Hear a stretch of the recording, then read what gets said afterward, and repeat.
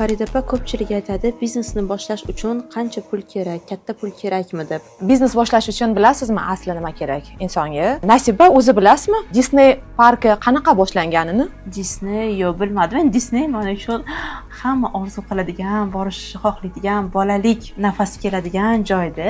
Park u prям rang-barang, Mickey Mouse'larni bantiklarini taqib oladigan joy men uchun Disney. Walt Disney asli 3 qavat uyi bo'lgan. 3 qavat uyini birinchi qavatida har xil sharlar bilan kirib yotib orzu qilgan. Faqat orzu qilgan, xayoliga nima kelsa o'sha narsani o'ylagan. Iloji mumkin bo'lmagan narsalarni ham o'ylayvergan, fikrlayvergan, tinmay fikrlagan, orzu qilgan va ikkinchi qavatiga kirib uni bo'lish bo'lmasligiga ajratdi. Va 3-qavatida ayni bo'ladigan imkoni borlarini qoldirib o'shani ro'yobga chiqargan. Bizda bu mashg'ulotlarimiz bor, Walt Disney mashg'ulotlari bor. Ayni shu narsani bizlar misol qilib praktikada qo'llaymiz, mashg'ulotimizda qo'llaymiz. Men shaxsan buni ishchilarimda qo'llayman va juda tajribali sinovdan o'tgan usul bu va maslahat beraman.